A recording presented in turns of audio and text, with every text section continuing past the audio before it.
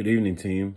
In this video, I would like to discuss an in-depth and insightful description of the similarities and differences between the file system structures of Windows operating system and Linux operating system. Windows and Linux both use a hierarchical file system. They differ in different ways pertaining to how those files are actually organized and filed within the operating systems themselves.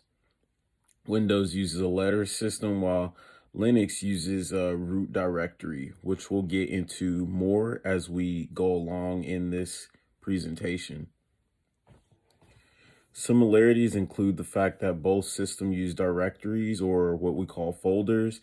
They both utilize file names and both can specify the locations of those files with paths, what we call paths, and both use tree systems for their organization. Differences include the fact that, again, Windows uses a letter system while Linux utilizes a root system. Furthermore, in everything that Linux does, there is a file associated with the processes as it uses the root system. And the overall easeability of the use of Windows is generally easier. My sophisticated and in-depth decision to prefer one over the other would be in favor of Windows overall. Just generally speaking, because of the ease of access and just the broader software compatibility and how Windows can associate with hardware systems a little bit more across the board. Windows is generally more accessible for most users, while Linux is also free and provides more security options. But I would say that it is more engaged with the tech savvy individual. Again, so reasons for me to prefer Windows would be just the ease of use and the fact that the system is more adoptable to most users. Most users would utilize Windows more and do, as well as the software compatibility, and the hardware is easier to utilize with Windows. For Linux, for anybody that would prefer Linux, it would more than likely be the fact that it is a free system and it provides more security for the user, for the end user in the end. And again, it is more tech savvy, so a user that can understand the more complex nature of Linux would benefit from operating on the Linux operating system. An advanced look at the comparison between two storage solutions in an enterprise network could potentially look at the two storage systems known as network attached storage and storage area network. When comparing the two, NAS and SAN, the key differences would be related to the connectivity. NAS can connect to Ethernet a little bit easier, while SAN is for high-speed protocols.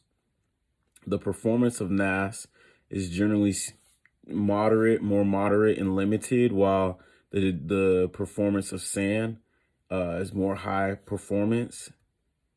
And also, of note, another system that can be considered in this comparison could be a cloud system. SAN is generally speaking more cost expensive because it is a more complex system that can be scaled a lot higher than SAN. SAN is easier to use, but again, not as scalable, not as complex. And they both just have their pros and cons based off what the user is trying to do at the end of the day. That being, if it's a simple task that the user is trying to do, NAS would probably be more effective for that user versus SAN, which would be able to affect more complex concerns. From a Christian perspective, realistic ethical considerations in pertaining to cybersecurity and information technology, specifically storage devices, when cost considerations are prevalent, we must think about the stewardship of the profession and thinking about the best of our end user and our shareholders and the organization as a whole. You know, ethics should always drive decision making in every decision that we make as cybersecurity professionals.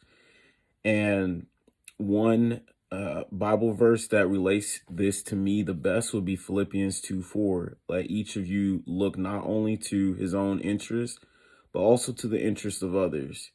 You know, this verse itself encourages us to put the other first. And so, in the interest of best practices for storage systems for an end user, even when things are more costly, we should look to always protect the end user because we want to take care of them as if we would take care of ourselves. Thank you for your time.